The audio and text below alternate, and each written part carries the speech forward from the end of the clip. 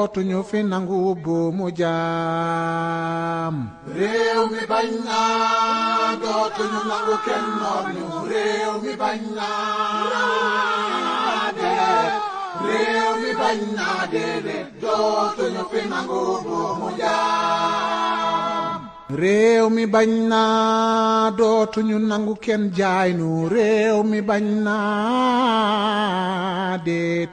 réew mi bañ naa déedéet. dootuñu fi nangu buumu jaam. réew mi bañ naa dootuñu nangu kenn noot ñu. réew mi bañ taxaw. réew mi bañ naa déedéet. dootuñu fi nangu buumu jaam. réew mi bañ naa dootuñu nangu kenn jaay nu. réew mi bañ naa déet. réew mi bañ naa déedéet. dootuñu fi nangu buumu jaam. réew mi bañ naa dootuñu nangu kenn noot ñu. réew mi bañ naa déet. réew mi bañ naa déedéet. dootuñu fi nangu buumu jaam. réew mi bañ. réew mi bañ naa dootuñu nangu kenn noot ñu. réew mi bañ naa déet. réew mi bañ naa déedéet. dootuñu fi nangu buumu jaam. réew mi bañ naa dootuñu nangu kenn noot ñu. réew mi bañ naa déet. réew mi bañ naa déedéet. dootuñu fi nangu buumu jaam. Chers compatriotes, chers amis étrangers, bonsoir. Je reviens m'adresser à vous relativement à la situation du pays et par rapport aux échéances à venir. Je le fais avec d'autant plus de plaisir que beaucoup d'entre vous s'étaient beaucoup inquiétés de l'état de ma santé. Je me sens beaucoup mieux par la grâce de Dieu. Je me sens beaucoup mieux grâce à vos prières. Je me sens beaucoup mieux grâce à l'assistance du personnel médical qui a été à mon chevet. Les activités doivent continuer et la vie doit continuer. Je commencerai donc ce propos par ce qui n'était pas prévu certainement, la sortie malheureuse et hasardeuse d'une composante de la justice, à savoir le parquet, à travers son procureur général, qui aujourd'hui s'est livré à des élucubrations et à des hérésies indignes d'acteurs de la justice. Je le commence avec la langue de Molière parce que vous auriez compris que le procureur s'est adressé particulièrement à la communauté internationale. Et c'est pourquoi il a tenu la totalité de sa conférence de presse en langue française et n'a dû résumer en langue nationale wolof que sur insistance et pour quelques secondes. Cela relève d'une stratégie du gouvernement de Macky Sall, qui sait très bien que les Sénégalais l'ont démystifié. Les Sénégalais, toutes catégories confondues, ont fini par voir clair dans le jeu de Macky Sall et à comprendre jusqu'où cet homme constituait un danger pour le pays et pour sa stabilité. Les Sénégalais ont compris que Macky Sall a été l'un des pires présidents dont on aurait pu s'imaginer au Sénégal. Ce n'est pas seulement par son bilan, mais c'est par ses pratiques dangereuses tendant à diviser les Sénégalais, à les monter les uns contre les autres par des considérations relatives à l'ethnie, à la région ou à la religion. Et c'est pourquoi se débarrasser de Macky Sall est une œuvre de salubrité publique qui nous interpelle tous.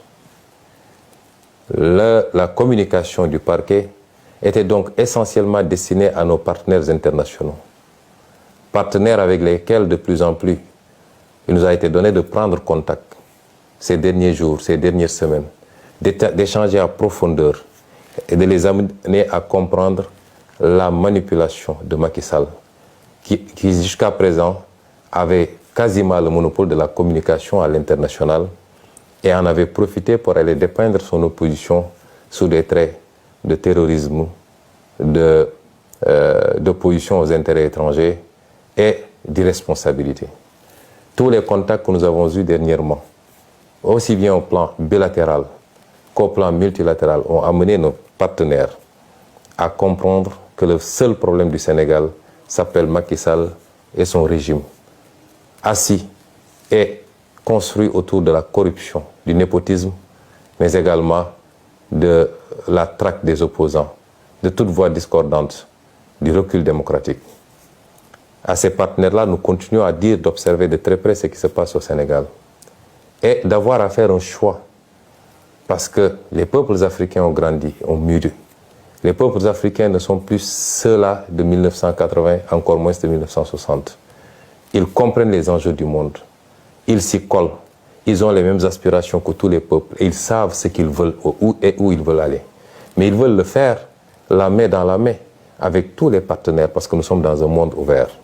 Et c'est pourquoi ce qui se présente aujourd'hui à ces partenaires internationaux, c'est d'avoir à choisir ou être du côté des peuples africains ou alors être du côté d'un petit groupuscule de tenants du pouvoir qui tendent lentement mais sûrement vers des postures de potentats, pour ne pas dire de dictateurs. J'ose espérer que les choix seront éclairés et que tous les amis du Sénégal seront du côté du peuple sénégalais. Le procureur vous a parlé, vous de la communauté internationale. Qu'est-ce qu'il vous a dit? Il a essayé de vous dire qu'il y aurait au Sénégal des terroristes extrêmement graves, extrêmement dangereux, qui étaient sur le point de brûler le pays et d'y mettre le feu et d'y répandre le sang. Ce qui est cocasse dans cette histoire, c'est que comme toute arme, le procureur nous dit que ces terroristes n'avaient qu'une lunette, même pas de fusil, une lunette d'un fusil, et qu'ils étaient en train de faire le tour du monde pour chercher un fusil où monter cette lunette. Il n'y a rien de plus ridicule que ces propos. Le procureur a voulu vous faire croire à un certain nombre de choses sur lesquelles je vais revenir. Mais je vais m'attarder sur la personnalité de ce procureur. Parce que ce procureur est l'illustration parfaite de l'avilissement, du rabaissement de certains magistrats.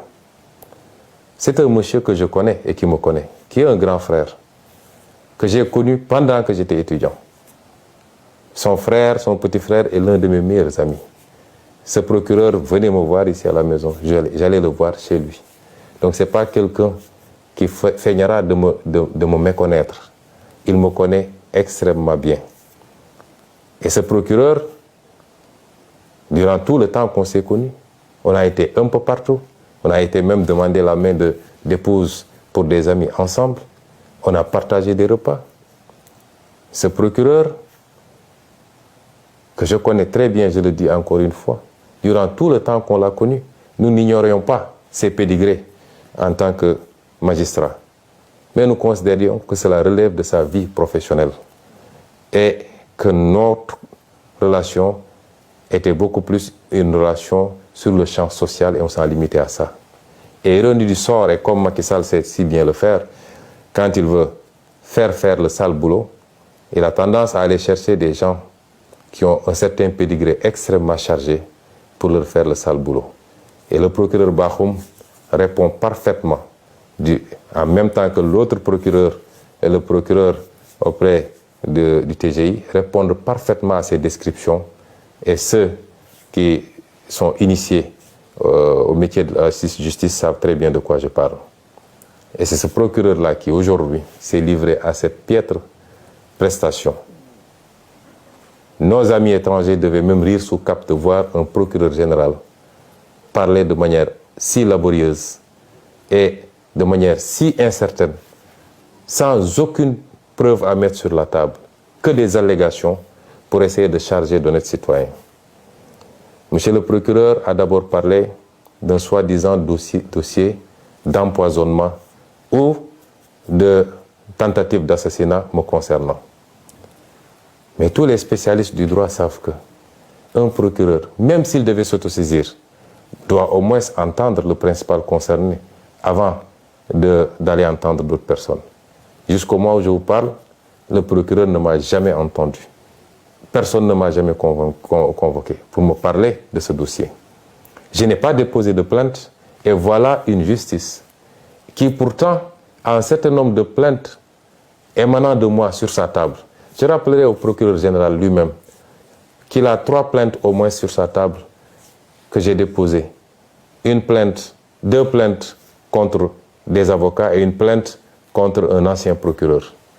Vous avez des plaintes sur votre table que vous ne traitez pas. Et vous vous empressez d'aller convoquer la presse pour raconter des histoires sur un dossier où il n'y a ni plainte ni autosaisine. C'est inédit dans les annales du droit de voir un procureur sur un dossier qui n'existe pas. Il n'y a pas de plainte, il n'y a pas d'autosaisine. Un procureur mobiliser toute la police pour soi-disant entendre des médecins, entendre des citoyens, faire tout un cirque pour aboutir à dire que c'est un pauvre citoyen qui serait à l'origine d'une tentative d'empoisonnement. Ce procureur manque de courage parce que ils ont été arrêtés, le chargé de communication du parti, M. El Malick Ndiaye. Mais c'est moi-même qui ai dit, et je le redis ici, que j'ai été victime d'une tentative d'assassinat de la part de la brigade d'intervention polyvalente, unité d'élite de la police. Je le dis et je le redis. Le monsieur qui nous a aspergé d'un liquide très toxique qui a causé beaucoup de désagréments au niveau ophtalmologique, au niveau respiratoire et au niveau gastrique, ce n'est pas un citoyen ordinaire, c'est un élément de la BIP que moi-même j'ai vu asperger le liquide. Et ce procureur-là n'ose pas poser ce débat-là. Il nous parle de Yargassi. Je voudrais dire aux Sénégalais que M. Yargassi est un petit frère à moi, est un militant du parti, qui est toujours à côté de moi. Si vous avez l'habitude de voir les vidéos, même quand j'embarque à l'aéroport pour aller à Ziguinchor, jusqu'au pied de l'avion, c'est M. Yargassi qui m'accompagne.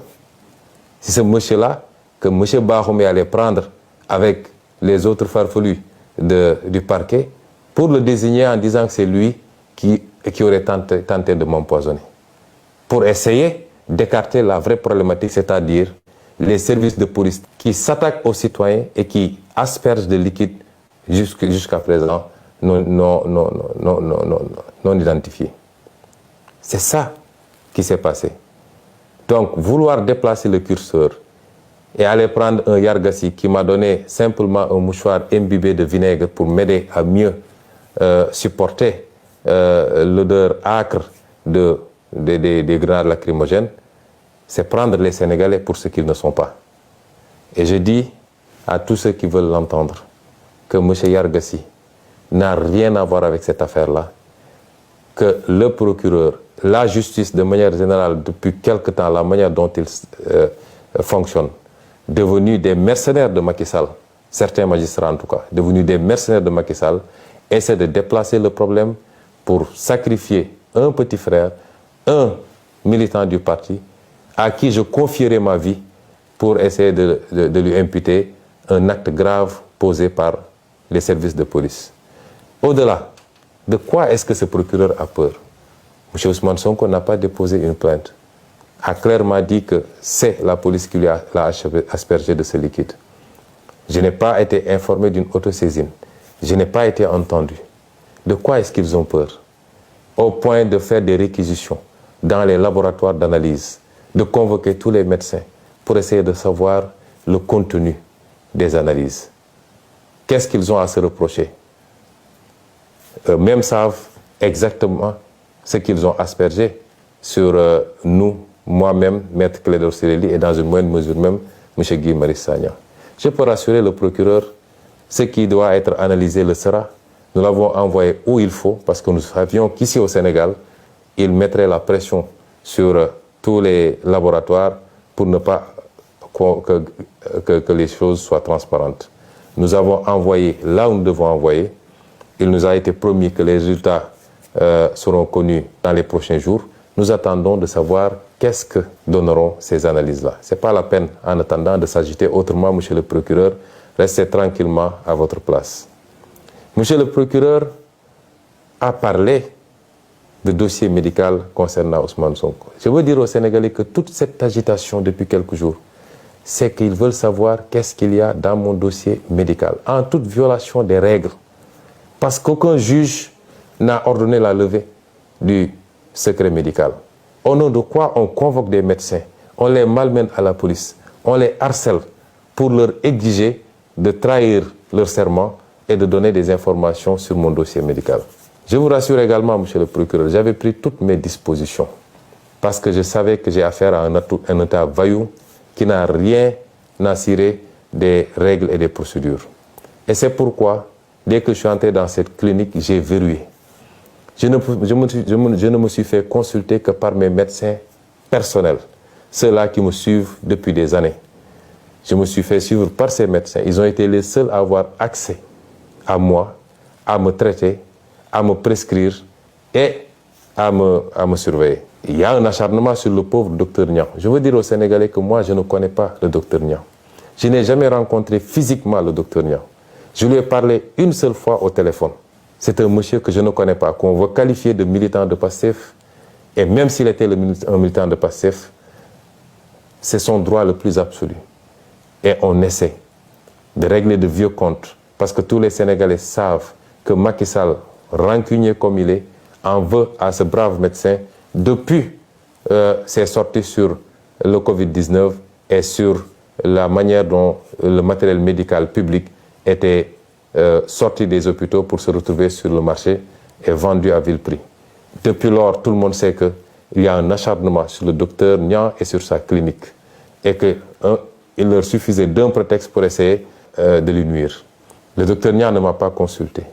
On ne s'est même pas vu puisqu'il devait partir au Fouta pour des raisons familiales. C'est mes médecins personnels, mon pneumologue, mon ophtalmologue, mon orthopédiste, mon médecin généraliste, eux seuls ont eu accès à moi. Et quand j'en ai terminé, comme je vous le dis, connaissant bien les pratiques de cet État voyou, je n'ai pas laissé mon dossier médical sur place. Et c'est pourquoi je suis étonné d'entendre monsieur le procureur citer un dossier médical. Mon dossier médical est ici avec vous. Je ne l'ai pas laissé là-bas. Tout ce qui a été prescrit est ici parce que je savais qu'ils allaient faire de l'inquisition, parce que ce n'est pas de la perquisition, pour essayer d'avoir accès à mon dossier médical qui relève de ma vie privée et qui ne peut en aucun cas, dans ce cas d'espèce, être à disposition des enquêteurs. S'ils veulent ce dossier médical, ils n'ont qu'à venir le chercher chez moi. Ce dossier, il a cité un dossier H23 00167, évidemment. Le dossier, s'il y a un résidu de dossier, il ne concernera que la partie hôtellerie parce que j'ai séjourné pendant quelques jours. Mais pour tout le reste, le dossier médical est ici, entre mes mains, et ne sera jamais à disposition de cette parodie de justice. Ceci dit, je voudrais rassurer les Sénégalais. Le dossier est suivi comme il doit être suivi. J'ai bénéficié d'un bon traitement de la part de mes médecins. Nous avons envoyé des échantillons là où il fallait, dans plusieurs endroits à l'étranger. Nous attendons les résultats. Et si les résultats concluent dans tel ou tel sens, si rien n'a été découvert, on vous le dira. Si évidemment c'est des produits toxiques qui ont été découverts, nous vous le dirons également. Mais je maintiens, je signe, je persiste et je réitère à dire que j'ai été victime d'une tentative d'assassinat. Et ce n'était pas la première, parce que rien que le fait de casser la vitre de ma voiture avec des éclats de vitre qui auraient pu me trancher la gorge ou qui auraient pu se retrouver dans mon œil, rien que cela est une tentative flagrante d'assassinat, en tout cas de faire très mal. Et je le réitère, cette tentative émane exclusivement des forces de police, je le dis, puisqu'il y avait des gendarmes et des policiers sur place, je le dis, celui qui nous a aspergé ce liquide est un élément de la BIP. Je le réitère, et si le procureur veut entendre quelqu'un, c'est moi qui aurais dû être entendu, au lieu de faire tout ce cirque-là à convoquer des innocents, à arrêter des innocents et à les faire écrouiller injustement. Le procureur, enfin, a fait de longs développements sur, soi-disant, des forces spéciales, ou je ne sais pas quoi, commando. Mais vous remarquerez que, et ça c'est ça la politique de Macky Sall, et il ne réussira pas à briser ce pays, à mettre les Sénégalais contre les uns et les autres. Mais vous remarquerez qu'aujourd'hui, porter un nom de famille à consonance casamançaise est devenu un crime sous le régime de Macky Sall. On nous parle de MFDC, on me parle, mais des terroristes du MFDC qui ne peuvent même pas avoir un fusil, qui ont simplement une lunette. Il n'y a pas plus ridicule que ça. Et ils veulent prendre les gens pour des demeurés, pour ce qu'ils ne sont pas. Je le réitère, aujourd'hui, une bonne partie, en tout cas certains magistrats ont peur, parce qu'il semblerait, d'après ce que dit le procureur, qu'ils soient visés. Ils n'ont qu'à se poser la question du pourquoi. Vous ne pouvez pas semer la haine dans ce pays, être les bras exécutifs de Macky Sall dans ses sales besognes. Vous êtes l'auteur de tueries dans ce pays. À chaque fois que vous prenez une mauvaise décision par rapport à vos petites carrières, vous êtes responsable de gens qui tombent sous les balles. Parce qu'à chaque fois qu'il y a contestation derrière, il y a une décision injustifiée de la justice. Vous ne pouvez pas continuer comme ça et penser que vous serez en sécurité tranquillement à siroter votre thé. Je vous l'ai toujours dit, si le pays brûle, vous ne serez pas épargné. Revenez à la raison. Autant il y a énormément de magistrats qui font correctement leur travail, qui sont dignes et qui sont sanctionnés pour ça, qu'on renvoie dans des juridictions les plus éloignées, simplement parce qu'ils ont cette dignité de dire « je n'obéirai pas à la commande de Macky Sall ».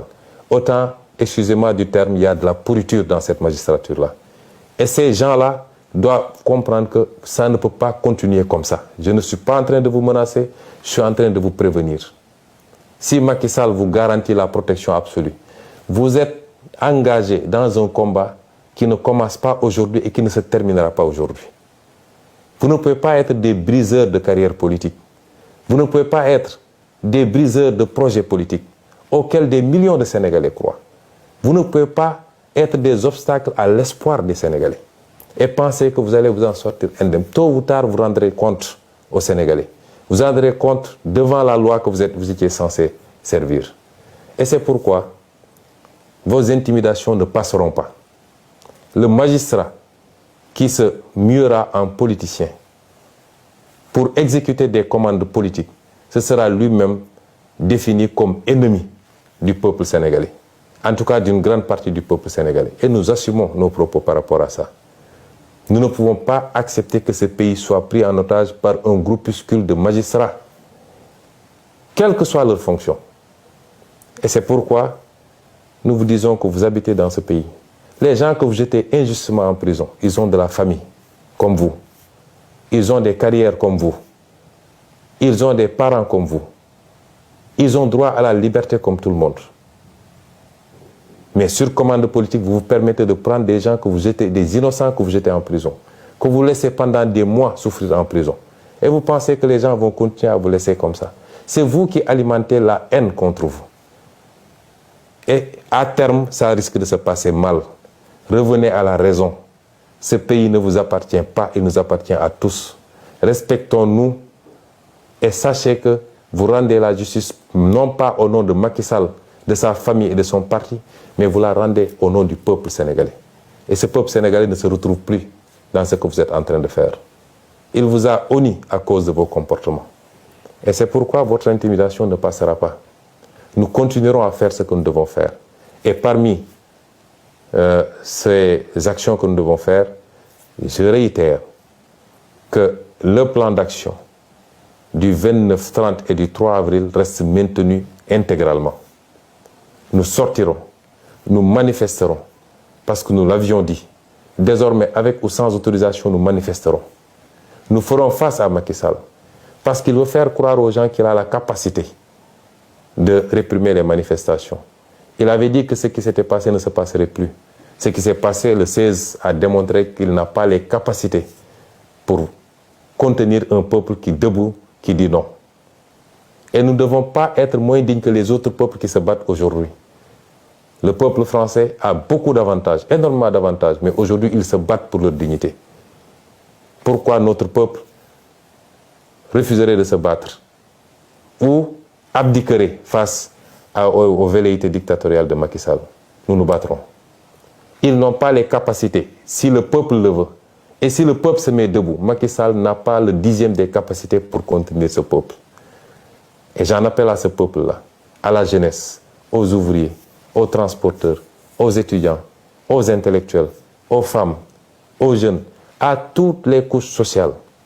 Ce qui se joue aujourd'hui, c'est notre destin. Si on laisse Macky Sall gagner, nous souffrirons encore pendant très très longtemps. Nous maintiendrons ce plan d'action et nous ne tomberons pas sous le piège de Macky Sall. Parce que aujourd'hui, il est omnibulé par son défilé du 4 avril. Il va organiser un très grand défilé, le dernier qu'il organisera, puisque dans 11 mois, il ne sera plus président de la République s'il plaît à Dieu. Il veut faire une démonstration de force et en même temps intimider le Sénégalais pour montrer qu'il a beaucoup acquis en armement, de toutes sortes, des tanks, des chars. En soi, ça ne nous pose pas de problème. La fête de la nation, c'est notre fête à tous. Mais nous ne tomberons pas dans le piège de Macky Sall parce qu'à chaque fois, il ruse. Vous vous rappelez, lors de la crise du Covid, il avait invité toute la classe politique au palais de la République. Et nous tous, on avait dit que c'est la République qui a appelé. Nous sommes partis en pensant que ça allait être un nouvel élan pour que Macky Sall comprenne qu'on ne gère pas un pays de manière autocratique et qu'on doit respecter son opposition, si on veut que cette opposition vous respecte. On a vu ce qui s'en est suivi. Vous vous rappelez, lorsque nous avons gagné la Coupe d'Afrique, il a appelé. Moi, j'ai été de ceux qui avaient dit que je ne m'y rendrai pas parce que c'est de la ruse encore. Une bonne partie de l'opposition s'y était rendue. Mais on a vu où est-ce que ça a fini. Aujourd'hui, il veut faire croire aux gens que c'est la fête du 4 avril, c'est la fête nationale. Donc nous devons tous tout laisser tomber et venir répondre à son invitation parce qu'il se susurre même un projet d'invitation de l'opposition au 4 avril. Comment pouvez-vous comprendre que Macky Sall emprisonne plus de 300 personnes de nos jeunes, mettent d'autres sous bracelet électronique, d'autres ont été blessés par balle, d'autres ont été tués. Il n'y a même pas une enquête. À ce procureur, justement, je rappelle, où en est-il avec les enquêtes de la disparition de Didier Badji et de son compère? Où est-ce qu'il en est avec l'enquête sur l'assassinat de Maria Massagna? Où est-ce qu'il en est sur l'enquête avec les 14 jeunes exécutés froidement lors des manifestations de mars 2021, etc., etc. Et aujourd'hui, il vient faire une sortie malheureuse pour nous parler d'empoisonnement ou de je ne sais forces spéciales. Et c'est pourquoi nous disons que nous ne tomberons pas dans ce piège-là. Nous continuerons à nous battre et personne ne nous mettra à dos l'armée nationale. L'armée nationale, c'est notre armée, c'est notre fierté à tous. Ils vont sortir avec des arguments pour vous dire « oui, ils veulent manifester le 3 alors que c'est la fête de l'armée ». Il n'en est absolument rien. Macky Sall fait des arrestations le 3, fait des emprisonnements le 3. Nous ne suspendrons pas notre combat le 3. Et donc j'en appelle à tout ce peuple. Les 29, 30 et le 3 avril, nous allons faire des manifestations sur toute l'étendue du territoire national. Et j'appelle les jeunes à se mobiliser davantage, à faire face à la stratégie de la terreur de Macky Sall. Parce qu'il pense qu'avec les emprisonnements, les arrestations préventives, il va vous faire peur. Nous ne sommes pas dans ce schéma-là. Nous sommes conscients tous que nous nous battons pour l'avenir de nos fils et de nos petits-fils et que rien ne nous fera reculer. Donc, mobilisation massive pour ces 3 jours, pour démontrer à la face du monde que la dictature de Macky Sall ne passera pas. Et qu'en aucun cas, il ne peut gagner ce combat que nous avons initié. Je vous remercie.